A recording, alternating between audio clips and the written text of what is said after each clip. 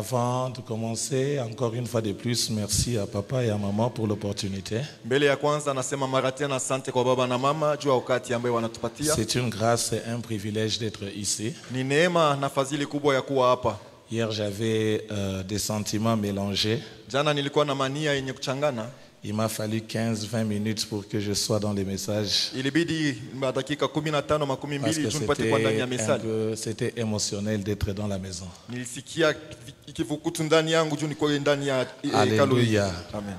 J'aimerais aussi saluer l'un de mes fils qui est arrivé hier mais n'a pas pu être là, Manu Kazadi. Est-ce que tu peux te tenir debout? Alléluia. Est-ce que vous pouvez l'accueillir? Pendant qu'il est debout, c'est juste un témoignage que je m'aimerais donner à l'Assemblée. Dieu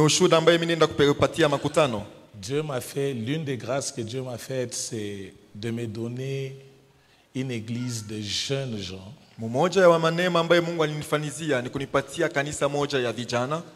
Je commence avec eux vers les bas et nous montons ensemble. La première fois que j'ai rencontré Manu et je l'ai amené à Christ, il venait juste à peine d'avoir son diplôme d'État. Il a étudié l'université là chez nous en Afrique du Sud. Il est un expert comptable. Et on l'a marié, il est marié. Ça, c'est la grâce que Dieu nous a fait dans notre église. Nous ne sommes plus dans la phase des jeunes étudiants. Nous sommes maintenant dans la phase des jeunes papas. Alléluia. Et c'est lui qui s'occupe de toutes nos finances avec son équipe tout autour de lui à l'église à Johannesburg. Et c'est avec lui qu'on réalise des grands projets. Ne le regardez pas tel qu'il est là, très intelligent, très efficace. Je peux te rasseoir, merci beaucoup, je suis fier de toi. Alléluia. Ce soir, j'aimerais vraiment communiquer la pensée de Dieu telle que je l'ai reçue. En principe, c'est un enseignement. Et je vais conduire une prière à la fin. Je vais parler sur le combat de sang. Les combats de sang. Les combats de sang. Vous savez, la réalité est telle que, en général, en tant qu'Africains, nous avons de sérieux problèmes. Pour un Africain, quand nous ignorons l'aspect spirituel, nous n'avons pas la garantie de régner sur la terre. Parce que l'Afrique est faite de ces réalités. Et en particulier maintenant, pour nous le Congolais, nous avons des problèmes sérieux de sang. Et ce sont des choses, si nous n'arrivons pas à les vaincre, nous ne pouvons pas jouir de toutes les promesses que l'Éternel a faites pour nous. C'est pourquoi un enfant de Dieu qui est bien avisé, c'est un enfant du Seigneur qui arrive à avoir la révélation sur la lignée de sang d'où il vient.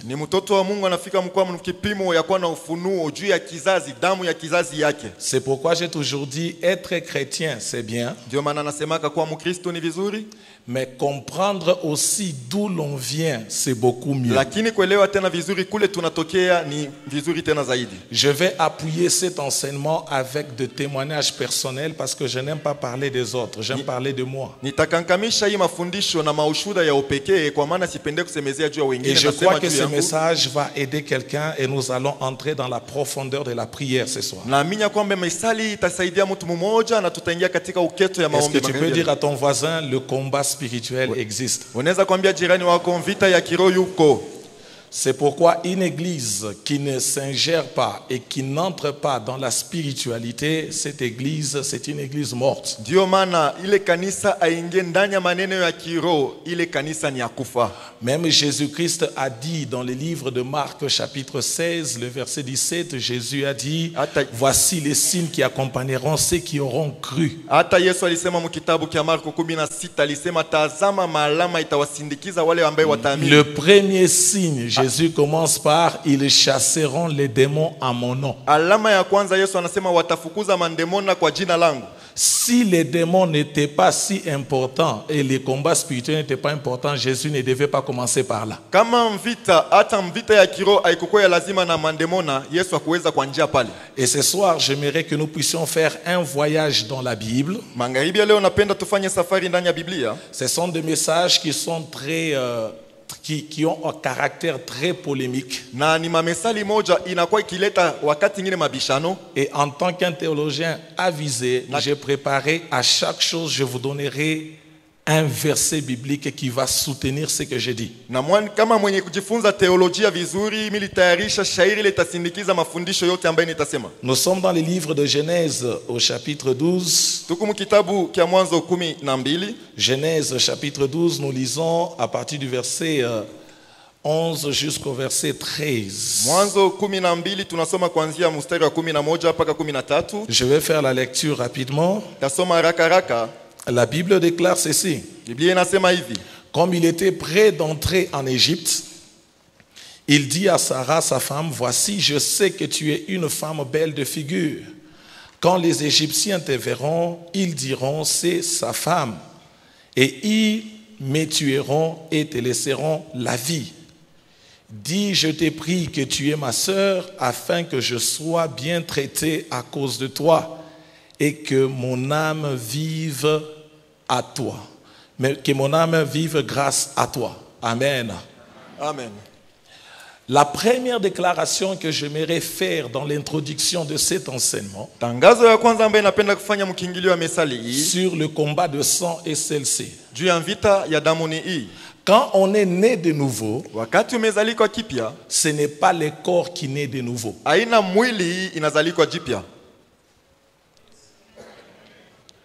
Quand on est né de nouveau, ce n'est pas le corps qui est né de nouveau. Mais ce qui est né de nouveau, c'est l'esprit. Quand tu donnes ta vie à Christ, la première des choses qui est née de nouveau, c'est ton esprit, ce n'est pas ton corps.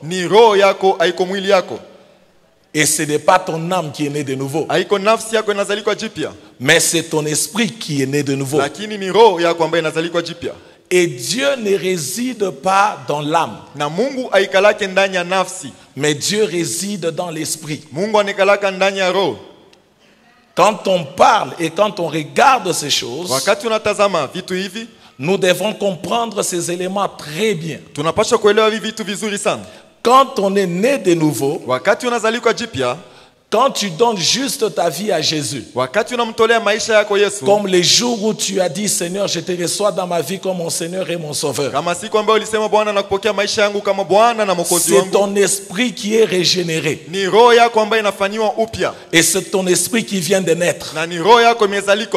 Mais ton corps, ton âme n'est pas encore né de nouveau. Maintenant, tu as besoin que l'âme aussi puisse connaître la transformation. C'est là que l'apôtre Paul dit dans Romains chapitre 12 au verset 1er et 2. Il dit, soyez renouvelés, soyez transformés par le renouvellement de l'intelligence. Le renouvellement de l'intelligence n'arrive pas au niveau de l'esprit, mais le renouvellement renouvellement de l'intelligence se fait au niveau de l'âme. Kufanyiwa upya akufike mkipimo ya roho, lakini inafanyika mkipimo ya nafsi. Parce que c'est l'âme qui doit être transformée par les renouvellements de l'intelligence. Kwa maana ni nafsi inapaswa kufanyiwa upya kwa kubadilishwa kwa mawazo. C'est pourquoi quand quelqu'un donne sa vie à Christ, il est voleur. Ndio maana kama mtu anatoa maisha yake kwa Mkristo yeko mwizi, c'est un bandit de nuit. Anakuwa mwizi wa usiku. Et cette personne arrive dans une soirée telle que celle-ci. Na ule mtu anafika wakati ya usiku kama hii. Et la personne répond à l'appel du salut. Ule mtu anajibu kumwito ya on wokovu. conduit la personne à la prière de recevoir Christ. Banampeleka huyu mtu kwa maombi ya kumkubali Kristo. Après cette prière, kisha ile maombi, la personne ne change pas automatiquement. Mtu abadilike pale pale. Parce que l'effet d'un voleur, c'est dans l'âme, c'est dans les sentiments, c'est dans les émotions. Après le salut de l'esprit, l'homme a besoin maintenant d'aller vers le processus de la transformation de son âme. C'est là que l'homme a besoin de passer par ce que nous appelons la cure d'âme. L'homme a besoin de passer par ce qu'on appelle la délivrance. L'homme a besoin de passer par une discipline, par des prières intenses. Tu soumets ton âme à une discipline forte. Et c'est là que le renouvellement, la transformation par le renouvellement de l'intelligence commence à prendre place. C'est là que la Bible nous dit encore ceci. Je souhaite que tu prospères à tous égards. Pas comme prospère l'état de ton esprit, mais comme prospère l'état de ton âme. Donc les choses de la délivrance, la passation du pouvoir, toutes ces choses-là se passent dans l'âme, ça ne se passe pas dans l'esprit. C'est pourquoi vous voyez des gens, particulièrement nous les chrétiens, pentecôtistes et charismatiques. Nous sommes très hauts dans l'esprit, mais nous sommes très faibles dans la richesse, dans la prospérité. Le problème n'est pas l'esprit. Le problème est l'âme. C'est pourquoi ce soir, j'aimerais nous amener tous à quelque chose de très fort. Et que nous puissions aller plus de l'avant. Et avant d'aller de l'avant, j'aimerais dire ceci. Quand les jours où tu donnes ta vie à Christ, au même instant là, si tu avais le problème du loyer, le problème du loyer ne part pas, ça reste.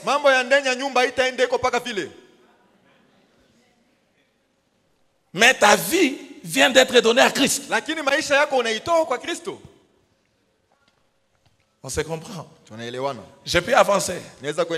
Je peux avancer, bien-aimé dans le Seigneur. Je peux avancer, bien-aimé dans le Seigneur.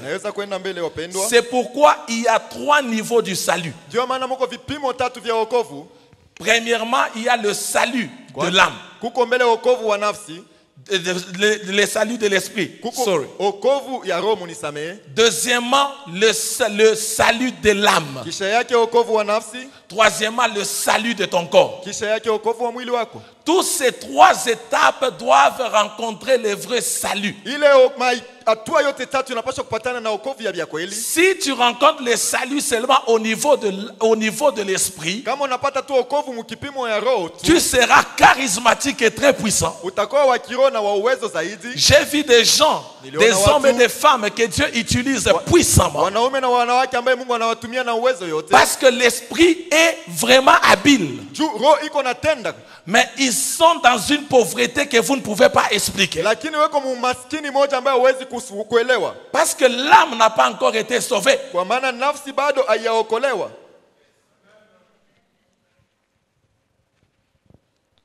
Je peux avancer. Naweza kuendelea? Je peux avancer, bien-aimé dans le Seigneur. Naweza kwenda mbele wapendwa? Maintenant, je vais vous présenter une image. Nitawaonesha picha Et je moja. vais vous présenter un tableau ce soir Nitawaonesha kibao moja magharibi leo. d'une famille dans la Bible que nous connaissons très bien. Ya jamaa moja katika Biblia ambayo tunajua vizuri. Et cette famille avait 5 sérieux problèmes du combat de sang. Na ile jamaa ilikuwa na mambo 5 ya nguvu sana ya vita ya damu. J'espère par la foi que nous allons terminer tous les 5, mais je compte arriver au 3e parce que les 3 premiers sont très importants. Nadhani ya kwamba tutamaliza 5 yote, mimi nadhania tutafika Parce que hata mon ya grand 3 dunia souci, c'est lazima. vraiment de nous conduire à la prière Kwa après ça. maana mimi napenda sana tuingie mu maombi kisha hii. C'est la famille d'Abraham. Ni jamaa ya Ibrahimu. La famille d'Abraham, c'est une famille qui a des chaos terribles. Ni jamaa ya Abrahamu inakuwa ni jamaa moja inakuwa na makao ya Et matata. c'est une famille qui a des problèmes de sang trop sérieux. Na ni jamaa moja inakuwa na mambo ya damu ya kuonekanika sana. Le premier combat de sang que la famille d'Abraham avait, Vita ya kwanza ya damu ambaye jamaa ya Abrahamu ilikuwa nayo. la famille d'Abraham avait le combat du mensonge. Jamaa ya Ibrahimu ilikuwa na vita ya uongo. Et je vais vous montrer ça au travers de la Bible. Tamionyesha hiyo kupitia Biblia. Dans les passages que nous venons de lire dans Genèse 12 à partir de 11 jusqu'à 13. Usomi tunatoka kusoma Mwanzo 12, 11 mpaka 13. Bien-aimés dans le Seigneur, Pendo la Bwana. Abraham arrive en Égypte, Ibrahimu anafika katika Misri, marié mwenye kuoa à sa femme Sarah. kwa mke wake Sara. Abraham demande à Sarah, Ibrahimu anamuomba Sara, le fait que tu es trop belle vile uko mrembo sana et tu es trop jolie, na uko mzuri tu sana, as une beauté qui attire. uko na buzuri na kokota Si ngalisho. ces gens découvrent que je suis ton mari, Kama watu wanaona kwamba mimi ni mume wako, au lieu de me garder, pahali pa kunichunga, ils vont me tuer. bataniua. Au lieu que je puisse, pour que je puisse échapper à la mort, Hivi ni kwepe kulufu. est-ce que tu peux dire que je suis ton frère? Eti unaweza kusema mimi ni ndugu yako mwanaume? Pendant qu'Abraham est en train de préparer ses mensonges, Wakati Ibrahimu yuko natayarisha ile uongo, et pendant qu'il est en train de mentir, wakati yuko nadanganya, Isaac n'existe pas. Isaka bado hayakuya. Isaac n'existe pas. Isaka bado hayazalika. Et Abraham ment. Ibrahimu anadanganya. Vous connaissez la suite de l'histoire. Mnajua hadithi vile ilifuatana. Isaac naît. Isaka anazalika. Dans Genèse chapitre 26, Mwanzo 26, à partir du verset 7, tokea shairi yake ya 7, Isaac se retrouve dans les mêmes circonstances. Isaka anajikuta mumambo moja moja. Isaac aussi développe les mêmes mensonges. Isaka naye anakomesha uongo moja moja. Quand son père a menti, Wakati baba yake alidanganya, Isaac n'était pas présent. Isaka bado alikuwa Il était dans l'invisible. alikuwa muhali asikuonekanika. Mais après des années, Kisha miaka, il est né et il a grandi, il s'est même marié.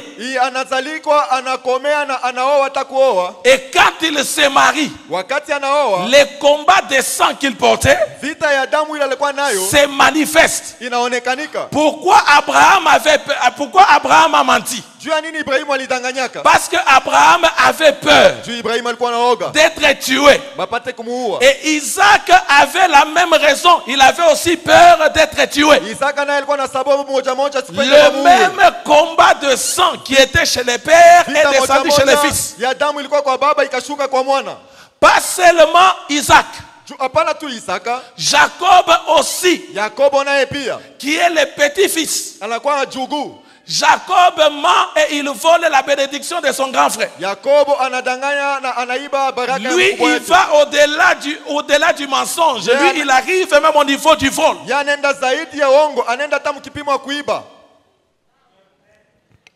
Nous sommes ensemble. Tuko pamoja. Cette famille a un combat de sang. Ile jamaa ina vita ya Pas damu. seulement Jacob, Hapana tu Yakobo, pas seulement Isaac, hapana tu Isaka, pas seulement Abraham. hapana tu Ibrahimu, Les enfants de Jacob, wana wa Yakobo. quand ils ont vendu leur frère Joseph, Wakati walimuzisha ndugu yao Yusufu, ils ont aussi menti à leur père nao walimdanganya baba yao. en leur disant que Mukumwambia sema, notre frère a été tué. ndugu yetu walimuua. Donc les combats combat de sang. Ni kusema vita ya La damu. première génération, Abraham a menti. Kizazi cha kwanza Ibrahimu La alidanganya. deuxième génération, Isaac a menti. Kizazi cha pili Isaka La alidanganya. troisième génération, Jacob a menti. Kizazi cha tatu Yakobo La alidanganya. quatrième génération, les enfants de Jacob ont menti. Kizazi cha nne wana wa Yakobo Donc walidanganya. les problèmes de sang, Mambo ya damu. bien aimé, quand on devient chrétien, Upendo wakati tunakuwa Bakristo. la clé ce n'est pas être un chrétien discipliné. Fungulo haina kwa Mkristo kujikana La nusa. clé c'est d'être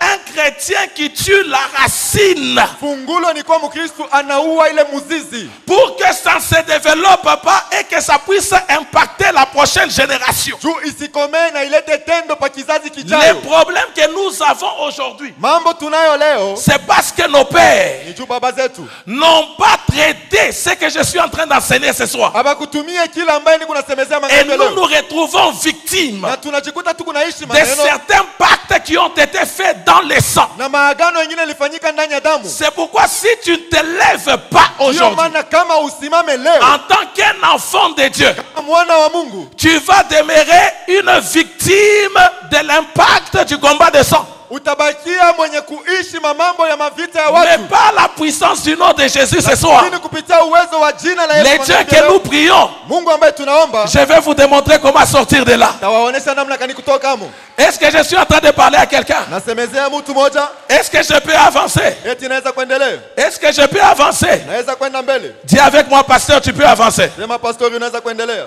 Dis avec moi, pasteur, tu peux avancer. Sema pamoja nami pastori unaweza Maintenant, kuendelea. écoutez, Sikilizeni sasa. avant que je ne passe au deuxième, Kabla nipite kunukta au ya pili. deuxième combat, Vita ya pili. le problème du combat des mensonges Mambo ya vita ya bongo n'était pas seulement avec les hommes, haikukuwa tu na watu. même Wanaume. les femmes dans la famille d'Abraham. Hata wanawake mjamaa Ibrahimu. Mais ces femmes n'étaient pas de la famille directe. Wale wanawake wa mjamaa ya Elles sont pale entrées pale. dans la famille par alliance de mariage. Baliingia mjamaa kwa agano ya ndoa. Sarah a menti quand elle a ri dans le cœur. Sara alidanganya wakati alicheka Quand moyoni l'ange a mwake. dit qu'elle va s'accoucher d'un enfant l'année prochaine. Wakati malaika sasa atazala mtoto mwaka kesho. Rebecca a menti en organisant un grand mensonge pour voler la bénédiction à son fils. Rebeka Pour son fils. alidanganya mkutengeneza uongo juu ya kubeba baraka ya mwana Rachel mmoja a kutamani. menti quand elle s'est assise sur les dieux de son père. Racheli alidanganya wakati alikala juu ya miungu za baba Il y yake. a certains liens et certaines puissances, ça nous arrive juste à cause d'une alliance avec quelqu'un. Kuko maagano ingine na mauwezo ingine yanatufikia tu juu ya magano moja C'est fulani. pourquoi il faut savoir Ndio maana inapaswa kujua avec qui tu entres en alliance. uko naingia mwagano na nani. Parce que quand tu entres en alliance avec quelqu'un, Wakati unaingia mwagano na mtu, les combats de cette personne deviennent tes combats. vita ya ule mtu inakuwa mamvita Et tes yako. combats deviennent les combats de cette personne-là. Na mamvita yako inakuwa mamvita yake ya ule Avec mtu. qui tu t'attaches Unaambatana na nani? et avec qui tu as décidé de faire le parcours. Na ni na nani ulichukua mpango wa kutembea? Le deuxième combat de sang Vita ya pili ya damu dans la famille d'Abraham, mujamaa ya Ibrahimu c'est le combat de la stérilité. ni vita ya utasa. Dans cette famille, toutes les femmes étaient stériles. Muile jamaa wanawake wote walikuwa watasa. Sarah stérile, Sara mtasa, Rebecca stérile, Rebeka mtasa, Rachel stérile. Rakeli mtasa Et la stérilité de Sarah était plus de 25 ans. na butasa bwa Sara bulikawia zaidi ya 25 miaka 25. La stérilité de Rebecca était plus ou moins 20 ans. Butasa bwa Rebeka bulikawia miaka 20. Maintenant, écoutez avant que j'avance. Sikilizeni kabla niendelee. Les combats de sang Vita ya damu de ta lignée, de ta famille, ya mjamaa wala kizazi kyako ne peut se rassurer à 100%. inaweza kuhakikisha kwa % 100 juu ya 100 Attirer seulement les personnes de la catégorie de ton combat. kwa kukokota paka watu wa aina ya vita yako. Je vais vous démontrer. Tawaonesha ile maneno. Jacob décide de se marier. Yakobo anachukua mpango ya kuoa. Il entre dans la famille de Laban. Anaingia ndani ya jamaa Quand ya il entre dans Labani. la famille de Laban, Wakati anaingia mjamaa ya Labani, il a l'opportunité d'épouser Léa. anakuwa na bahati ya kumwoa Lea. On lui présente Léa. Banamuonesha Lea, Mais Jacob ne s'arrête pas là, il n'est pas satisfait. lakini Yakobo akufurahie. Jacob dit, moi je veux Rachel. Yakobo anasema mimi napenda Rachel. Léa est productive. Lea anakuwa wa Mais kuzala, son lien de sang le conduit seulement à une stérile. lakini kizazi kile kinampeleka kwa utasa.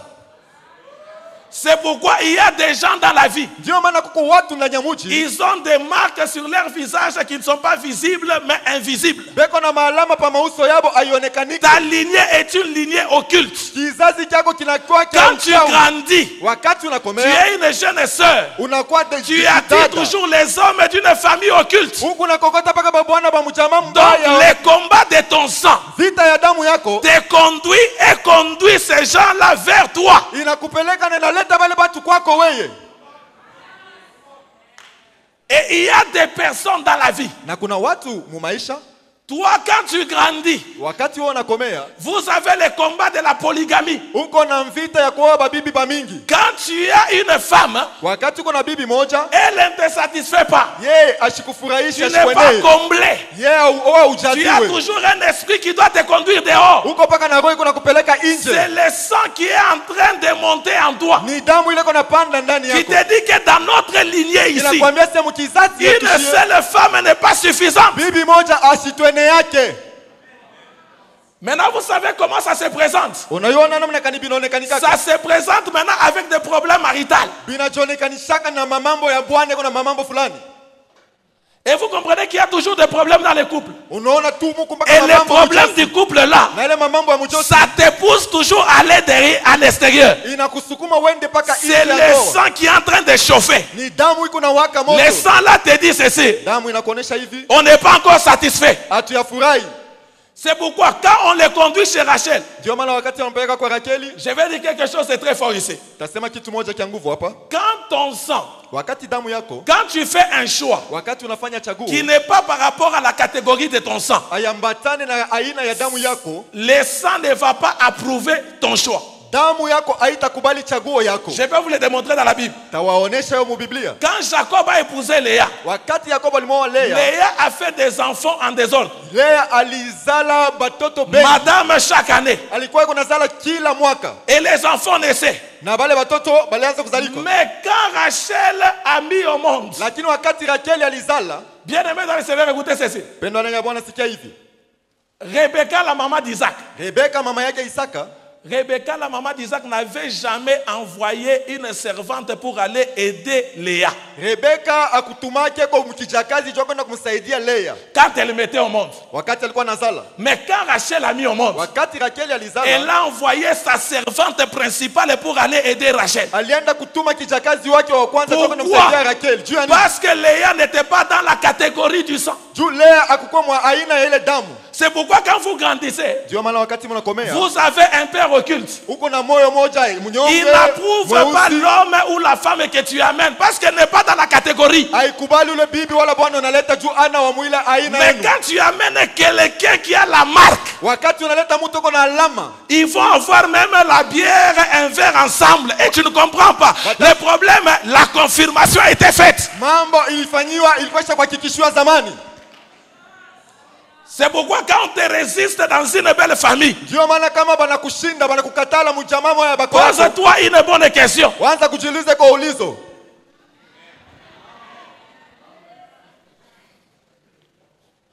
Que quelqu'un dise le combat de sang. Quelqu'un dit avec moi le combat de sang. Bien aimé dans le Seigneur, nous devons nous lever contre ces choses. Et nous devons détruire ces choses. Le troisième combat dans la famille de Jacob, qui est le combat de sang trop sérieux. Tous les fils aînés de cette famille-là n'héritaient jamais l'héritage. Tous les fils aînés de la famille d'Abraham, les premiers fils d'Abraham dans la flèche, oh mon Dieu, je mélange l'anglais. Dans la chair humaine. Dans la chair humaine, Ismaël.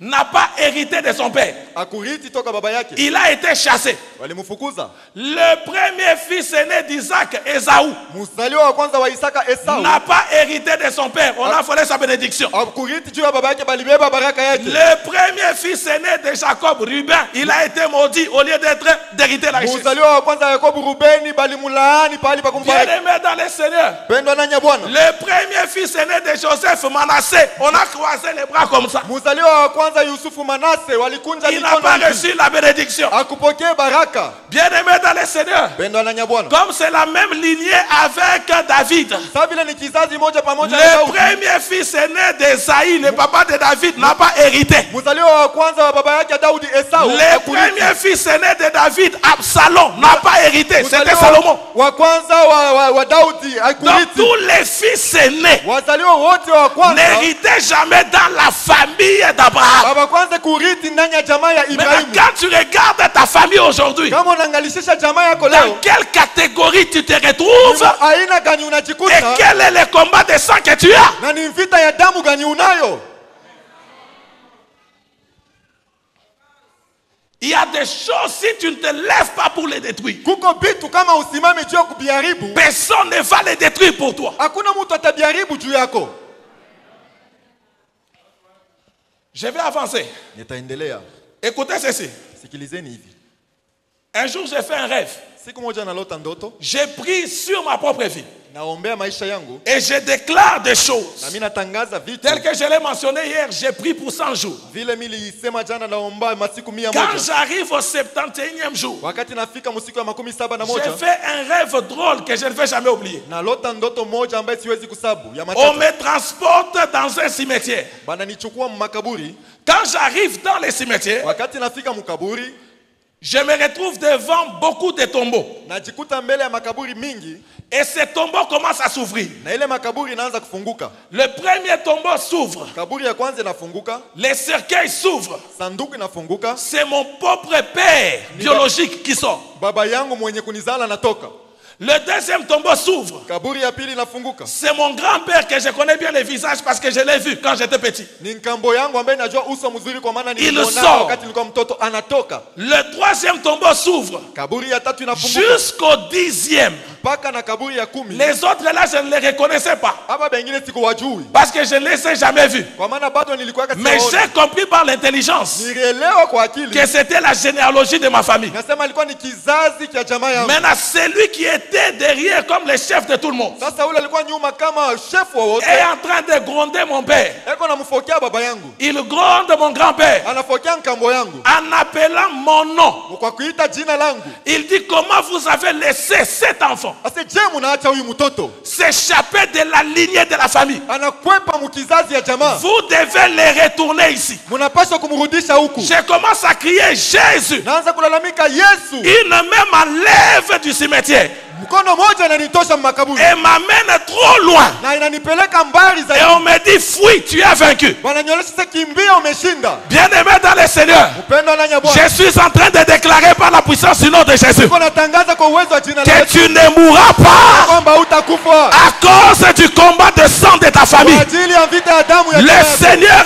t'a appelé. Bwana alikuita, C'est pourquoi la Bible kwa déclare, maana Biblia inasema il a effacé alizimisha l'acte dont les ordonnances nous condamnent barua ambayo ilikuwa ikitua et il les a cloués à la croix du calvaire. isulubisha Je kumsalaba suis en train de déclarer niko natangaza que les ordonnances qui ont été établies sur ta famille, mabarua waliandika juu ya qui ont avalé les autres avant toi, ilimeza bengine mbele toi tu yako. ne mourras pas comme ton père, Wewe utakufa sa baba tu yako, ne mourras pas comme ta mère, utakufa sa mama tu ne yako, mourras pas comme tes oncles, utakufa sa baba tu ne yako, mourras pas comme tout le monde, utakufa sa watu parce wote. que tu as été racheté Ulinunuliwa au moyen du sang de l'agneau kupitia damu et à la croix du calvaire. msalaba ya Kalvari. Jésus a annulé Yesu aliuondosha toutes les principautés, utawala toutes wote, les dominations, utawala wote. et il t'a rendu un fils de Dieu. Alikufanya kuwa mwana wa Mungu. Ah, je déclare la victoire ce soir. Tangaza ushindi Tu es en train de sortir Unatoka de toutes les limites familiales mipaka yote ya au jamaa. nom puissant de Jésus. Kupitia jina la Yesu Kristo. Je peux avancer, bien-aimé. Naweza kuendelea wapendwa? Quand je sors, Wakati naondoka, Jusqu'à ce jour, mpaka na siku ya leo ma vie change. maisha yangu inageuka. Bien-aimé, Mupendwa, moi je n'avais jamais accepté la mort de mon père. miye shikuichikake lufu lwa baba yangu. C'était un bon chrétien. Alikuwa ni Mkristo wa kweli. C'était un serviteur de Dieu. Alikuwa ni mtumishi wa Mungu. Il a tout fait. Alifanya juu chini. Mais ce que mon père n'avait pas, Yote ile babangu akukwe nayo. c'était l'information que je vous donne. Ni habari ambayo mimi namipatia.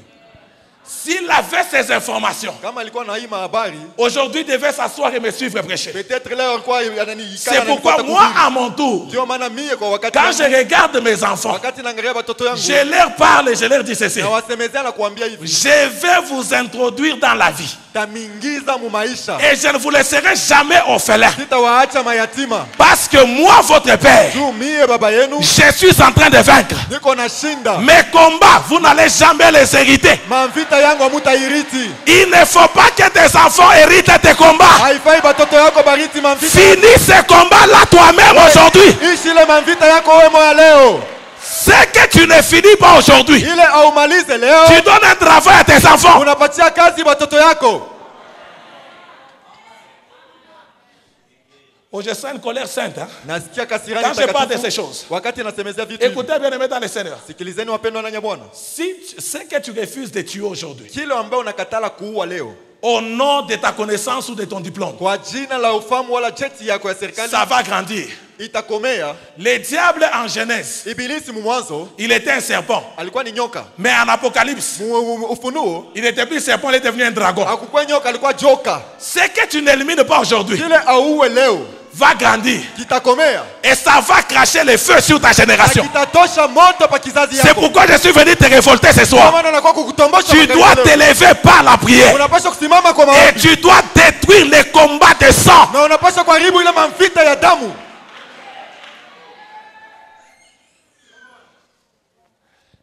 Je vais vous dire quelque chose. Nitawaambia kitu moja.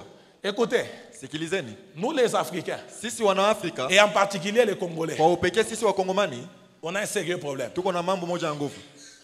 Si tu veux vaincre dans les combats spirituels, Kama unapenda kushinda mvita ya kiroho, la première des choses que tu dois te rassurer, kitu ya kwanza mbele unapaswa kujihakikisha c'est d'aller au-delà de tes sentiments. ni kwenda zaidi ya mania yako. On ne s'engage pas dans les combats spirituels avec les sentiments. Abengi yake mvita ya kiroho na mania yako pia kushikia. Parce que Dieu va te révéler que c'est ta mère qui est en train de t'avaler. Comment tu vas faire? Njoo Mungu atakuonyesha ni mama yako njoo kuna kumeza, utafaje? Je vais vous démontrer ça bibliquement. Tamionesha hivi. Dieu dit à Noé, Mungu anamwambia Noa, bâtis l'arche jenga safina, parce que je vais tuer tout le monde. juu mitaua batu bote. Et dans cette arche-là, Na mwile safina, entre seulement toi, ingia tu weye, ta femme, mke wako, tes 3 fils batoto yako batatu, et tes 3 belles-filles. na batoto yako Et chaque bako yako espèce banamke d'animal, batatu, femelle et mâle. na chukua wanyama mwanaume Maintenant, la na question que mwanamke. je nous pose, Ulizo najiuliza, Noé n'avait pas de parents. Noa hakukuwa na wazazi, Noé n'avait pas de frères. Noa hakukuwa na wandugu yake, Il n'avait pas de sœurs. hakukuwa na wadada Il yake, n'avait pas de beaux-parents. hakukuwa na bako yake, Il n'avait pas ses beaux-frères et ses beaux-fils. Et ses hakukuwa belles-fils. na bashemeki yake banaume na banamke. La belle famille de ces 3 enfants où il est allé épouser. Jamaa ya bako yake kula alienda kuoa. Mais maintenant, il savait même très bien que Dieu va les tuer tous. Alijua mzuri asema Mungu atabaua bote. Maintenant, il devait choisir, opérer au-delà des sentiments Alipaswa kuchagua zaidi ya pour qu'il puisse sauver sa vie. juu aokoe maisha yake. Dans les combats spirituels, Mumvita ya kiroho il n'y a pas de sentiments. hakuna mania ya kushikia. C'est pourquoi moi j'ai développé un caractère. Ndio maana mimi nilikomesha Si tabia je moja. te vois même par erreur dans mes rêves, Kama mimi nakuona hata d'une kwa kosa manière mtoto yangu, suspecte, namna tu mbaya. as des problèmes sérieux. Unakuwa na mambo ya Que tu sois mon propre frère, uwe ndugu yangu ma mimi. propre Uwe sœur, dada yangu wa je mdamu. t'élimine avec le feu. Kuua na moto. Parce qu'il n'y a pas de négociation. Juu hakuna masikilizano. Ce qui nous tue, nous les chrétiens, Kile kinatuua shi wa Kristo c'est les sentiments. ni mania ya kushikia mabuluma. Ta mère est en train de tuer ton mariage. Mama yako yuko naua ndoa Mais yako. toi tu dis, Mungu mwenye anayua. Wao wanasema Dieu lui-même. Wewe ushakuya buloji kwa mama yako. Toi, tu connais bien la sorcellerie de ta Umuwe mère. avant kuwe. Tue-la avant qu'elle ne te tue.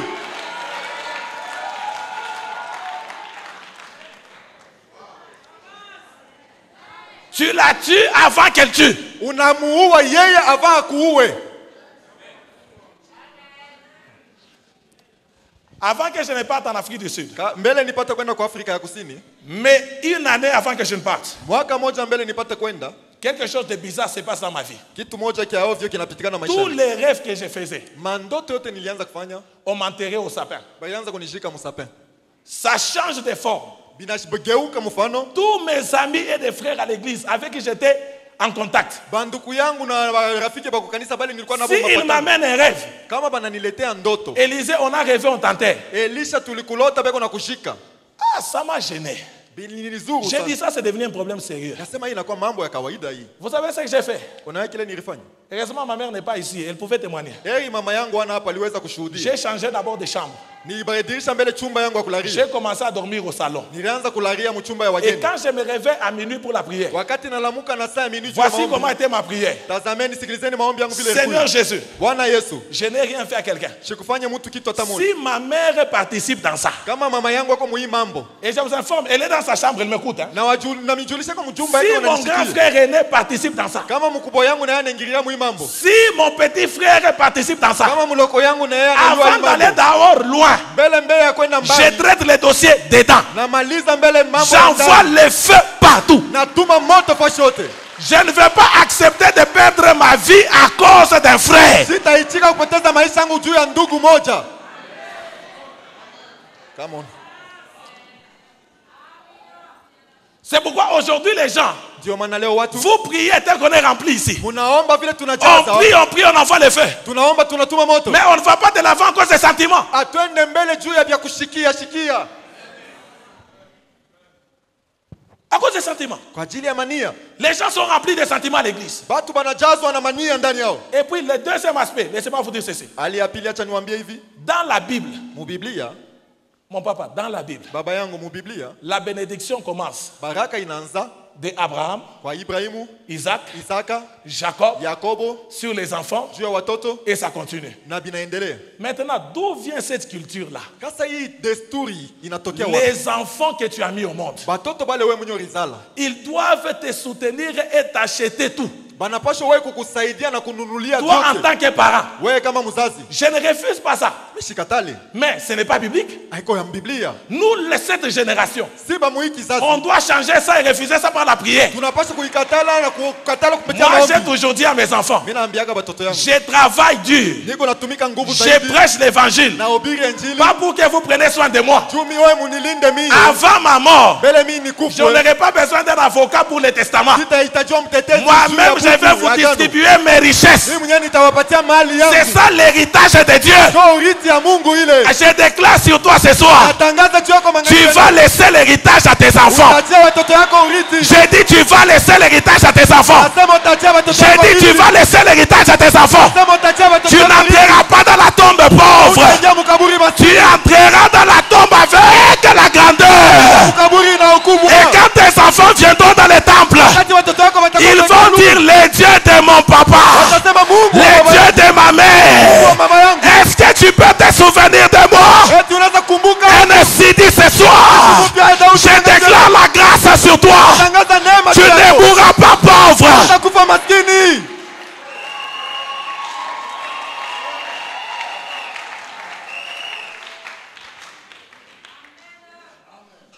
Maintenant, tu prends tout ton salaire. Sasa unakamata mshahara yako yote.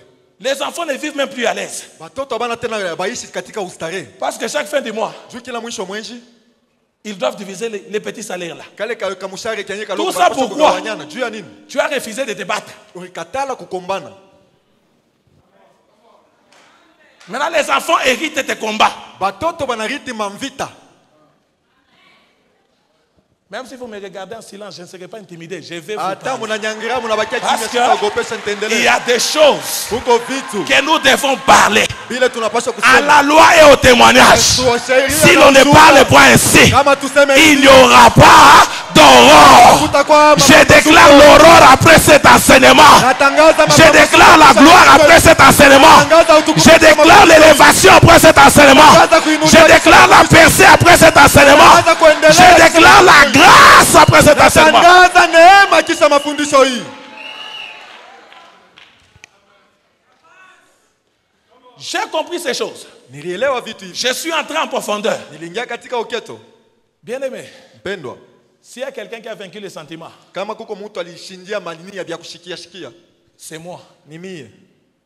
Quand j'ai eu les choses claires, wakati niko na vitu waziwazi, j'ai fait un temps en Afrique du Sud. nilifanya wakati moja kwa Afrika Kusini. 3 ans. Miaka 3. Personne de ma famille ne connaissait mon numéro. Hakuna mtu wa mjamaa yangu alikuwa na namba yangu ya simu. Y compris ma propre mère. Hata mama yangu mwenyewe akonizama. Demandez-la. Mumuulize. Parce que je devais d'abord combattre Mbele ilipashwa nipike avant de réapparaître. Mbele kisha nionekanike. Il y a des gens, tu te bats, Kuko bantu nakombana, mais tu es entouré de tes ennemis. sasa ushakuzunguka na maadui. Au nom du cœur, au nom du sentiment. Kwa ile ni mania ya kiroho na madia kushikia. Je parle on a kuloka busubuhi, mangaribi, bushiku, au fuakid, beko pa na kuloka. On t'ensorcelle matin, midi, soir, tu ne fais rien, on t'ensorcelle. Maintenant, ma vie à moi, Sasa maisha yangu mie, la tournure qu'elle prend hali ambayo inachukua et les choses qui se passent, na vitu vinapitikana, je n'ai rien à envier chez quelqu'un. mimi siwezi kutamania mtu fulani. Parce que j'ai compris ce que mon père n'a pas compris. Juu nilielewa kile baba yangu akusikili yake. Et j'ai commencé à attaquer ça sérieusement. Nilianza kukishambulia na heshima yote. Quand je regarde même la famille, Wakati naangalia hata jamaa, d'où je viens, kule mimi natokea. la famille de mon père, Jamaa ya baba yangu, la famille de ma mère, jamaa ya mama yangu. quand tu les regardes, Wakati unabangaria, bien aimé, je n'ai pas peur de le dire, quand tu les regardes, upendo shina na boga kumniambia kama aucun unabangaria. reflet de la gloire. Hakuna kionyesho ya utukufu hata Connaissez moja. Jésus, vous ne voulez pas. Mumjue Yesu Priez, abapende. vous ne voulez pas. Muombe abapende. Donnez vos cœurs à Dieu, vous ne voulez pas. Mtoe mioyo zenu kwa Alors abapende. ensorcelez-vous entre vous Sasa mulokane katikati et yenu mangez-vous wenyewe. entre vous. Na mutembeane Mais moi, Boukassa, mie buka vous n'allez pas m'avoir. mutanipata. Vous n'allez pas voir mes enfants. Mutapata watoto Vous wangu. n'allez pas voir mes petits-enfants. Mutapata wajukuu De wangu. toutes les façons, je ne suis plus de votre lignée. Sina mkizazi yenu.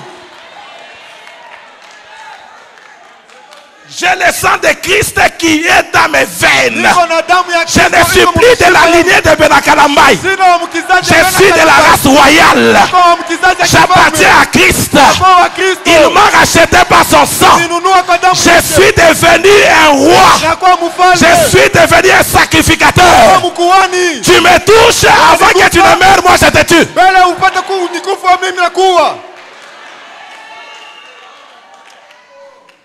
Vous connaissez l'anglais?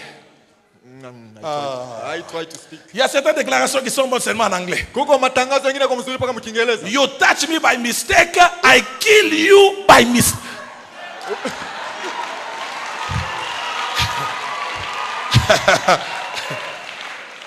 Tu me touches par erreur. Unanigusa kwa kosa. Avant que tu ne tombes, je te tue par erreur. Bele wewe kuangusha mimi nakuua na mimi kwa kosa. Donc je suis intouchable. Hawezi kunigusa. Parce que Dieu a fait de moi une colonne de feu. Kwa maana Mungu alifanya juu yangu nguvu. Quand tu viens dans la nuit, tu vois le feu. Wakati unakuwa usiku unaona. Quand tu vas dans les jours, tu vois la nuée tout autour de moi. Wakati unaenda mchana unaona wingo pembeni. Bien-aimé, tu ne mourras pas. Utakufa. J'ai dit tu ne mourras pas. Kama utakufa. La pauvreté ne va pas t'enterrer. Utakushika.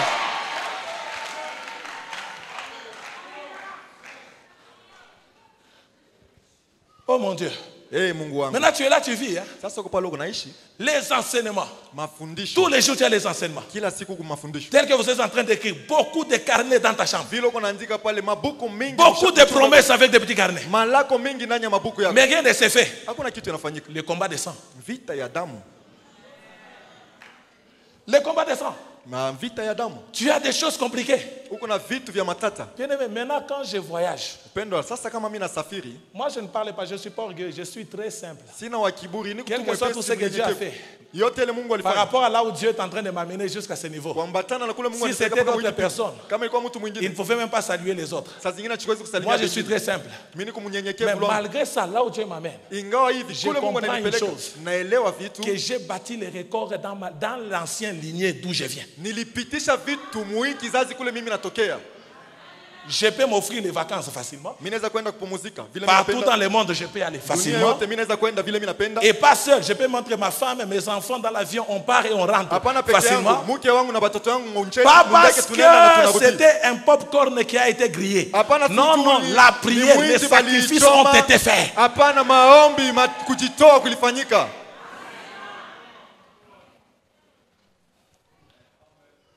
Les combats des fils aînés. Vita ya wazaliwa wa kwanza. Quand tu regardes les enfants, Wakati unaangalia batoto, ils sont, tu regardes, tu dis Seigneur Jésus, qu'est-ce qu'il y a ici? sema Bwana Yesu ni mambo kani hapa. C'est quoi la manière même dont j'élève mes enfants? Ndio maana hata namna yangu ya kukomesha batoto J'ai toujours fait tout. nafanyaka yote yawezekana. Je les protège à un niveau par les moyens du Saint-Esprit. Na wakinga kwa namna moja kwa njia ya Roho Je Mtakatifu. n'expose pas mes enfants à n'importe qui. Mishikalake niko nachilia batoto yangu kwa mtu yote. Parce qu'ils ne vont pas hériter ce que moi j'ai hérité. Kwa maana abatariti bile mimi niliriti. Bien-aimé, positionne-toi. Mpendwa uwe Pendant na que je msimamo parle, mmoja. regarde le combat de ta famille. Wakati niko nasema angalisha vita ya jamaa yako. Maintenant, regardons cet aspect. Tuangalieni sasa mambo hii. Je vais parler de ça pendant 5-7 minutes, puis nous allons prier. Tawasemea kwa dakika 5 wala 7 kisha yake tutaomba. Il y a un problème sérieux qui se passe. Kuko mambo moja matatu yanapitikana. Par moment, les gens se posent la question. Kwa wakati mwingine watu wanajiuliza maulizo. Pourquoi est-ce que la prophétie que j'ai reçue de Dieu avec précision n'arrive pas? Juu ya nini matabiri ile nilipokea toka kwa Mungu na uhakikisho haifike mkutimilika? Et Dieu ne fait que te parler avec exactitude et précision, mais tu ne vois rien. Rien n'arrive. Eko na kusemezea paka vile bitu biko na uhakika lakini aone bitu kufika. Est-ce que la technique, s'il vous plaît, vous pouvez nous projeter Deutéronome 23, verset 2. Kumbukumbu la sheria mnaweza kututilia kumbukumbu la sheria. Deutéronome 23, verset 2. 23 sheria pili. J'aimerais que ça soit à l'écran, que nous puissions tous les lire, parce que je ne veux pas que les gens disent que non, il parlait seulement. Napenda ikuwe kukionyesha mbali sisi wote tusome. Regardez ce que la Bible dit. Tazameni la Biblia nasema. Celui qui est issu d'une union illicite Ule amezalika kutoka mapatano moja mbaya n'entrera point dans l'assemblée de l'Éternel. ataingia mu makutano ya Yahweh. Même sa 10e, Hata kizazi yake kya 10.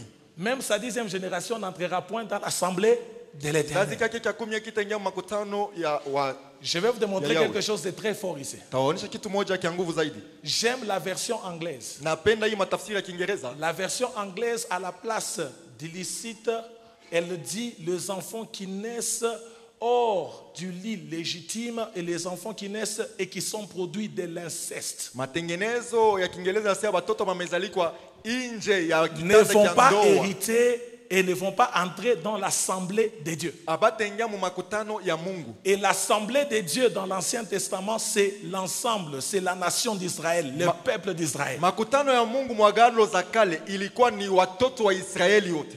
Maintenant, écoutez. Sikilizeni. Le premier, l'enfant de Judas, Judas qui était le 4e enfant dans la lignée de Jacob. Mwana wa Yuda, Yuda alikuwa wa ine muile kizazi ya Yakobo. Et quand Jacob devait mourir dans Genèse 49, il appelle tous ses enfants et il donne une parole prophétique sur chaque enfant. Wakati Yakobo alipaswa kufa mu Mwanzo 49 anaita watoto wote anaanza Maintenant, kuwatabiri la moyo moyo. prophétie sur la tribu de Judas, Matabiri juu ya kabila ya Yuda elle dit ceci, inasema hivi. que Judas, le bâton ne s'éloignera pas de toi. Sema Yuda fimbo haitenda mbali nawe.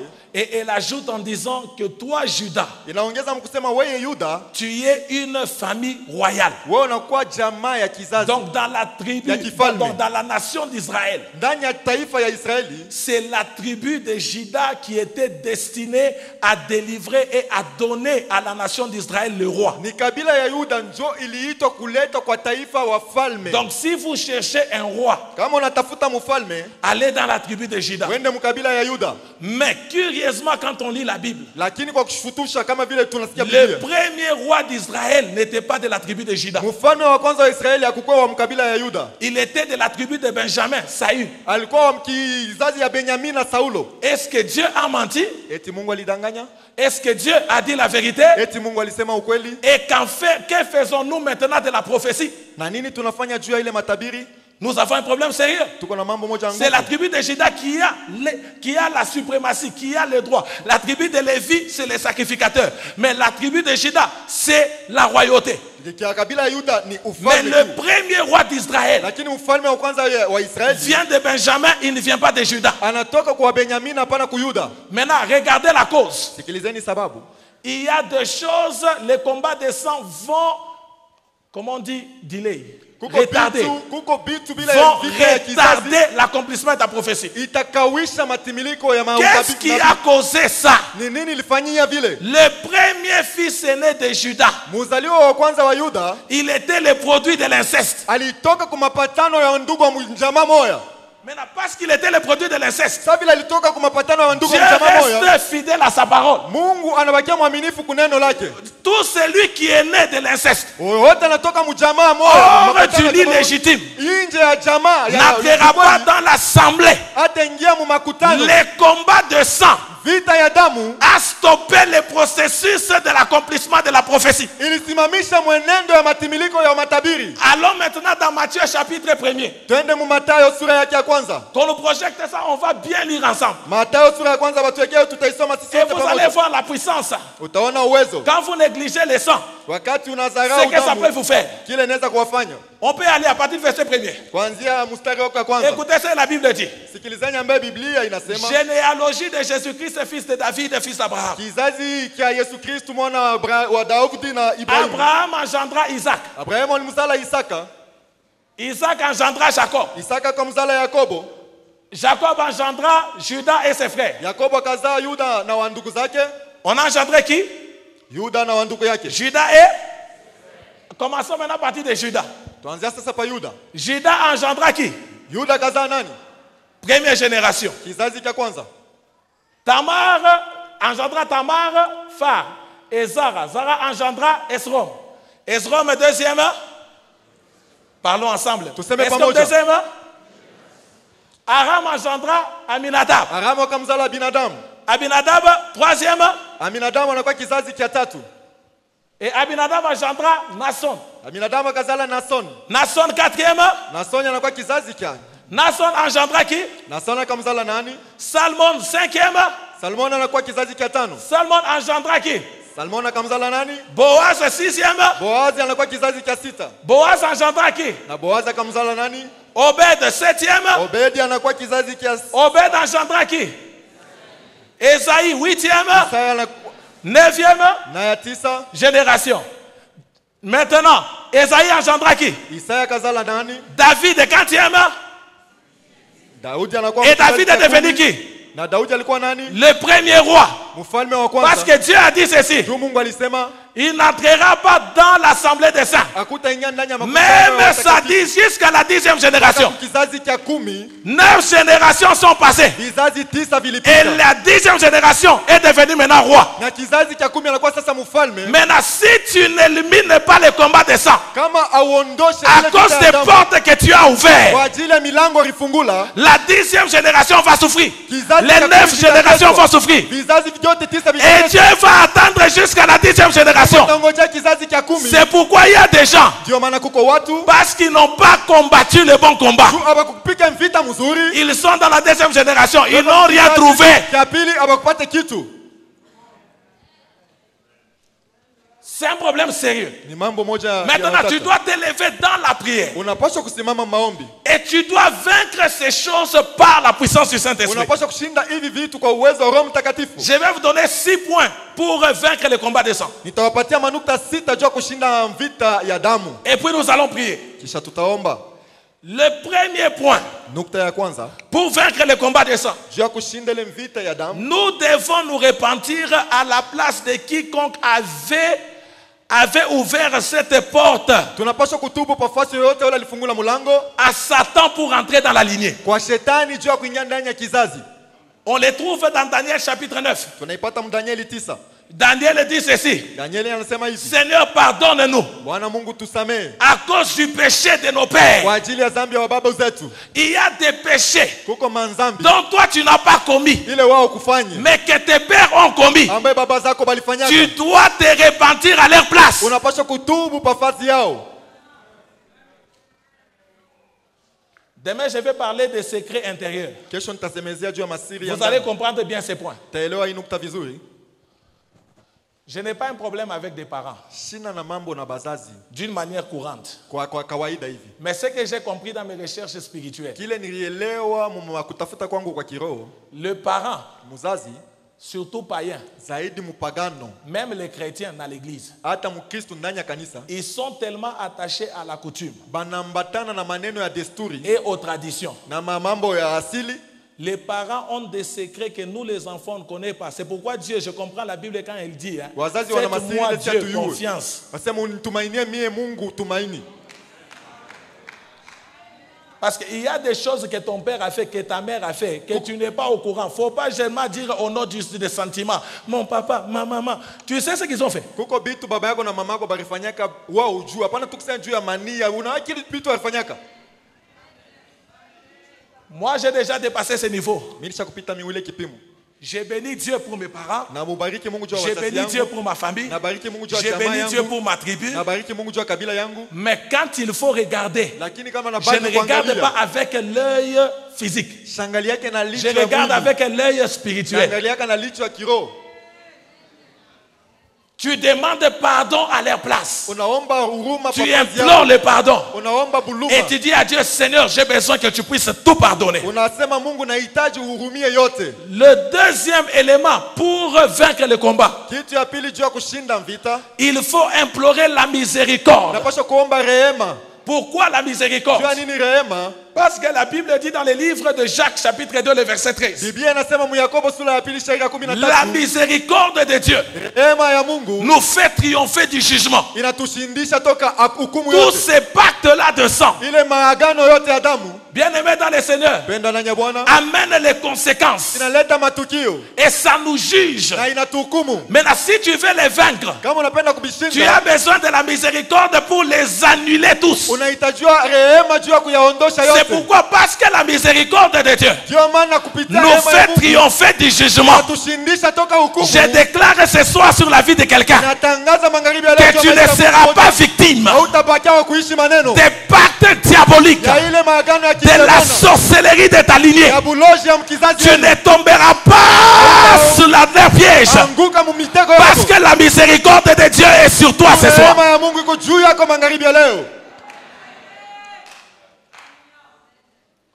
Que la miséricorde de Dieu te couvre. J'ai dit que la miséricorde de Dieu te couvre.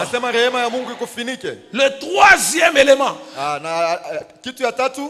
tant qu'enfant de Dieu, rempli de la puissance du Saint-Esprit, tu dois demander au ciel, par la puissance de Jésus-Christ, que cette porte-là soit fermée.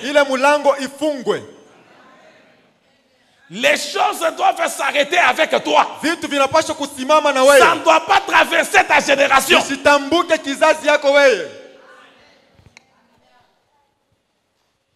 Tu dois arrêter ces choses par la prière. Tu dois fermer cette porte-là par la prière. C'est pourquoi Jésus dit dans le livre de Matthieu chapitre 16, qu'est-ce que les gens disent de moi? Les disciples disent que les autres disent que tu es Jean-Baptiste, que tu es Élie le prophète, que tu es Jérémie. Il dit maintenant aux disciples, que dites-vous que je suis? Pierre les regarde. Et Pierre lui dit, tu es le Fils, tu es le Christ, le Fils du Dieu vivant. Jésus regarde Pierre. Il lui dit ceci. Simon, Simon, ce n'est ni la chair et le sang qui t'ont révélé ces choses, mais mon Père est dans les cieux. En vérité, je te le dis. Je bâtirai mon église et les portes du séjour de mort ne vont pas prévaloir contre cette église. Mais écoutez mon point. Voici, je te donne les clés du royaume. Ce que tu lieras sur la terre sera lié dans les cieux. Ce que tu délieras sur la terre sera délié dans les cieux. Bien-aimé, le Seigneur t'a déjà donné les clés. Tu as l'autorité de te mettre debout dans ta famille et de regarder dans ta lignée et commencer à fermer toutes ces portes-là. Ce soir, nous fermons la porte de la pauvreté, la porte du célibat, la porte de la sorcellerie, la porte de l'occultisme. Ça n'opérera plus dans ta vie au nom de Jésus.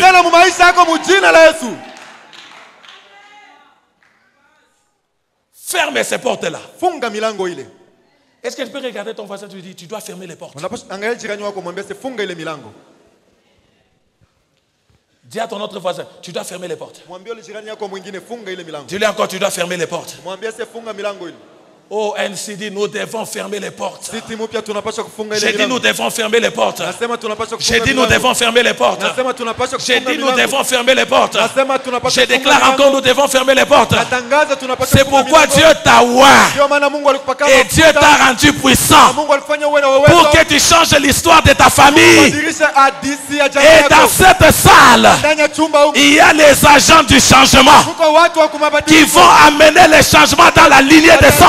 Leta mabadiliko mu vizazi Tu ya ne watu. vas pas les faire par ta force. Hautaifanya kwa nguvu Parce yako. que ce n'est ni par ma force, Maana ina kwa nguvu yangu. ce n'est ni par mes capacités, Haiko kwa uwezaji mais yangu. c'est par la puissance du Très-Haut. Lakini ni kwa uwezo wa moyo wako. Ah, est-ce que je parle à quelqu'un ce Na soir? mtu mmoja magharibi. Sois prêt à changer ta génération. Kuwa tayari ya kubadilisha Sois vizazi prêt à vyenu. tourner les choses. Kuwa tayari ya kugeuza C'est vitu. pourquoi je te prophétise. Maana nakutabiri. Tu seras la première personne à faire des choses Utakuwa mtu wa kwanza que kufanya tes vitu. ancêtres n'ont pas fait. Ile bankambo yako Tu seras le premier à construire. utakuwa wa kwanza kujenga. Tu seras le premier à aller loin. Utakuwa wa kwanza kwenda Parce mbali. que le Seigneur a dit ainsi. Bwana Mungu alisema Je vile. déclare ta gloire. Tangaza utukufu yako. La gloire de la seconde maison Utukufu ya nyumba ya pili. sera plus grande Utukufu yangu que celle de la première. Ole ya mwanzo. Tu es entré dans la gloire. Unaingia katika Tu es entré dans la puissance. unaingia katika uwezo. Tu es entré dans l'élévation. Unaingia katika kuinuliwa.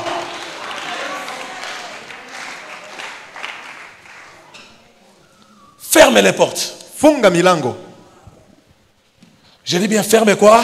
Nasema nini funga nini? Quatrième élément. Na nukta ya ine. Il faut lier l'esprit là de la famille qui opère. Inapaswa kufunga ile mpepo ya jamaa iko natenda.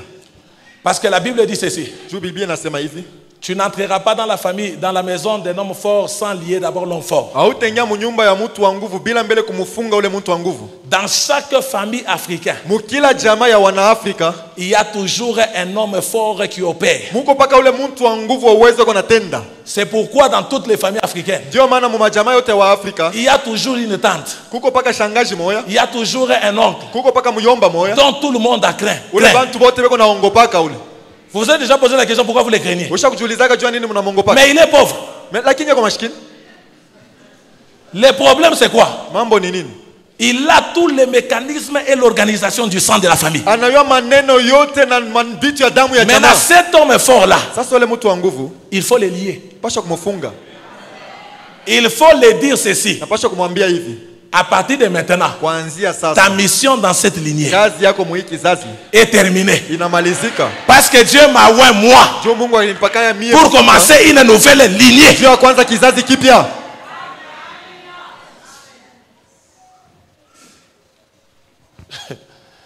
Un jour, j'ai prié pour quelqu'un.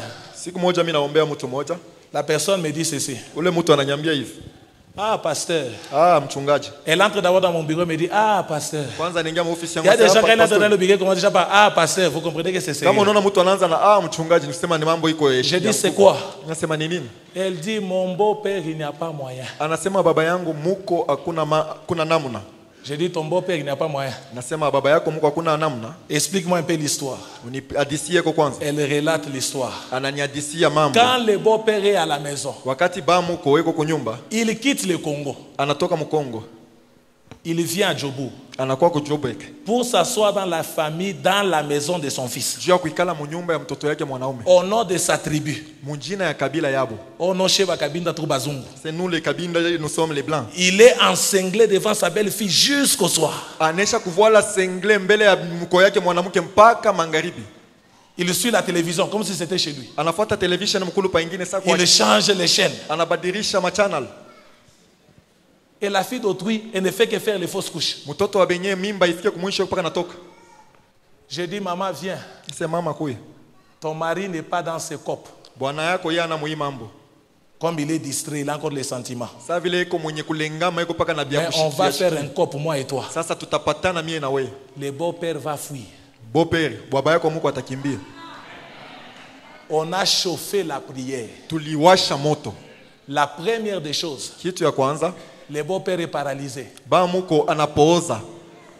Moi, quand j'ai pris spirituellement, Mie kama niko naomba mkiroho, et quand je vois l'ennemi que je combats, na kama mimi naona ule dans le adui monde unakomba réel, en train même de rigoler par hasard, mudunia ule beko nasema site ule je ne suis pas dans la joie. mishina katika furaha.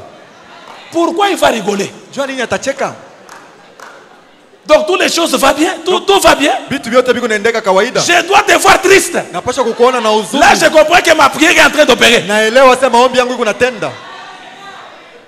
J'envoie les feux toute la nuit. Mais on se voit au centre-ville, tu es en train de rigoler. Pourquoi? Donc mon feu n'a rien fait.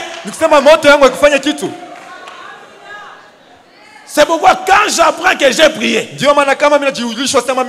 et quelqu'un est frappé, je dis Alléluia. Elle m'a même dit, papa, on dit que le beau-père a fait une crise. Et puis elle pleurait au téléphone. J'ai dit, toi, tais-toi. Maintenant tu pleures pourquoi? Moi et toi, on a fait un cop. Et c'était la prière. On a envoyé les feux. Dieu répond, maintenant tu pleures. Alors prions qu'il rentre dans la maison. Non, pasteur. J'ai dit continuons. J'ai dit ce n'est pas suffisant. On envoie les feux même dans l'hôpital. Le beau-fils, il va même prendre les dettes à la banque. Non, les traitements de papa. J'ai dit à la sœur, cet argent-là, tu vas manger ça. On va même t'acheter une voiture. Il ne va pas utiliser ça. Vous me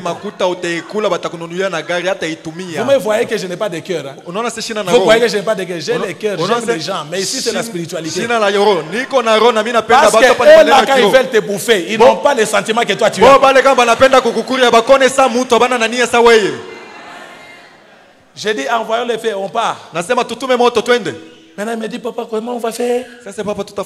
Maintenant, mon mari est dépassé. J'ai dit, non, il sera encore trop dépassé. Quand il devra payer les cercueils. Ne m'associe pas dans la prière quand tu as des problèmes, parce que quelqu'un doit mourir.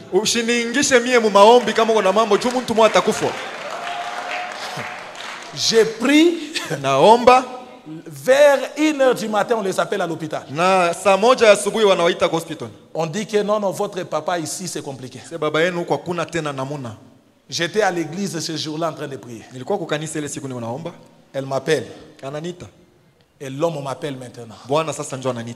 Il dit non, pasteur, c'est compliqué. Je crois que je dois perdre mon père. Moi, comme je connaissais les copes, j'utilise la diplomatie. Fortifie-toi et prends courage. Parce que Dieu est avec toi. Il arrive à l'hôpital. Ce que j'aime, c'est ce que j'ai dit hier. Quand tu fais le combat spirituel, fais-le avec intelligence. Quand il a coupé le téléphone, j'ai dit à Dieu ceci, que l'homme, que ce papa ne meurt pas sans que son fils sache ce qu'il était. Et Dieu exauce ma prière. Quand il arrive à l'hôpital, les médecins lui disent non, ton papa dit il veut te voir et jamais. Il rentre à l'hôpital, dans la chambre. Son papa lui dit, fils, tiens-moi la main. Respecte le Dieu de ta femme. Tous les fausses couches, c'était moi qui faisais les sacrifices. Bien aimé, au nom du sentiment, tu vas enterrer ce que tu n'es pas appelé à enterrer. Il confesse devant son fils. Son fils est dépassé. Son fils dit non, papa, est-ce que ce que tu me dis c'est vrai? Il commence à les retracer les signes des événements. Il dit, souviens-toi, ce jour-là, je t'avais appelé à telle heure. Ta femme était à 3 mois de la grossesse. Regarde ce que j'avais fait, ça. C'est pourquoi le sang avait coulé. Plus elle faisait les fausses couches, moi ma richesse était en train de s'accroître à Lubumbashi. Maintenant qu'elle est entrée en association, des prières avec son pasteur que je ne connais pas de vue, mais je le connais spirituellement. Ne jouez pas avec nous les pasteurs. On a été oint par Dieu Balitupaka mafuta kwa Mungu. pour vous introduire dans une destinée. Ndio kumingiza mkile mtakuwa kesho. C'est pourquoi ne jouez pas avec papa ici. Ndio maana hapana kucheza na baba hapa. Vous ne connaissez pas dans quelle alliance il a avec Dieu. Agano kanyeko na Mungu wake. C'est lui qui les critique et qui les insulte. Ula na mshimanga na kumtukana. Plus les démons de ton lien, Zaidi mandemoni. plus la colère de son Dieu. Na zaidi asili. On va t'enterrer avant le temps. Batakushika mbele ya wakati. Il y a des gens, ils viennent à l'église, il a la délivrance par l'église, mais il veut faire la tétitesse. Kuko bantu wanakuwa kukanisa bali mfungula kukanisa na maombi. Sasa kunafanya kichwa maibwe. Le monsieur se répand. Il finit de se repentir. Il dit à son fils, fais entrer ma belle-fille. Ndugu ya oy baba na aishi kutubu anaambia mtoto wake leta sasa mko yangu mwanamke hapa. Il dit, ma fille, pardonne-moi. Sema mtoto yangu mwanamke unirumie. Continue à prier les dieux que tu pries. Endelea na kuomba ule Mungu kunaomba. Parce que moi, après avoir parlé, Mie kisha kusema, est-ce que vous pouvez prier pour moi? eti munaweza kunyombea. Parce que je vais mourir. Juu mimi nitakufa. Il finit de parler, Anaisha kusema ça s'arrête. na binaisha pale. Et on l'a enterré. Tulimjika. Bien-aimé, Pendwa. tout celui qui t'ensorcelle, Wote ule kuna kuloka. je me tiens sur cette chair, Nasimama pa mimbari. en accord de la foi avec papa. Mukupatana kwa imani na Je baba. déclare sur ta vie, Natangaza pa maisha yako. cette semaine ne terminera pas. Hii juma haitaisha. On va vomir ce qu'on a avalé. Batatapika bila On va te ramener ce qu'on a avalé. Batakurudishia bila On va vomir ce qu'on a avalé. Batakutapikia bila Par la puissance du nom puissant de Jésus-Christ. uwezo ya jina la Tu ne mourras pas. hautakufa. Tout celui qui mentionne ton nom, Yoyote anataka jina lako. qu'il reçoive le feu maintenant. Pokea moto sasa. Au nom puissant de Jina Jésus-Christ. la uwezo wa Yesu Kristo.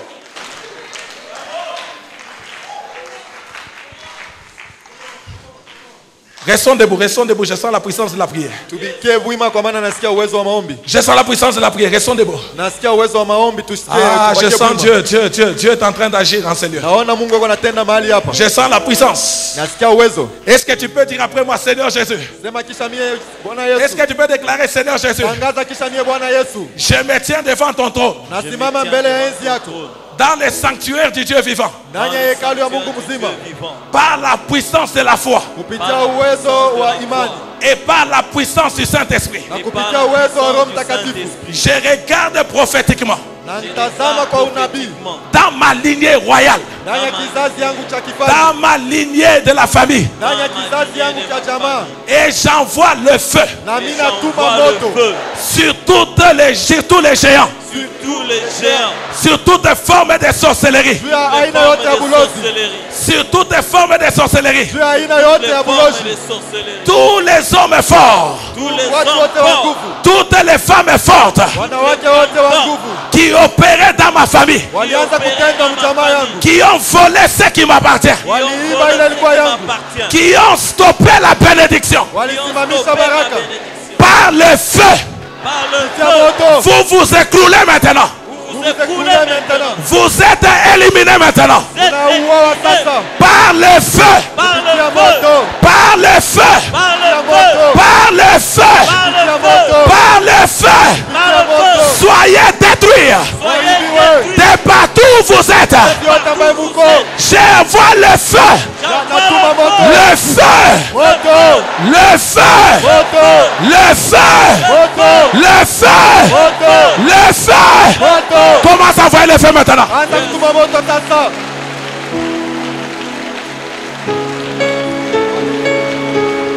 Envoie le feu, envoie le feu, envoie le feu, envoie le feu. Tuma moto, tuma moto. Envoie le feu, envoie le feu, envoie le feu. Tuma moto, tuma moto, tuma moto.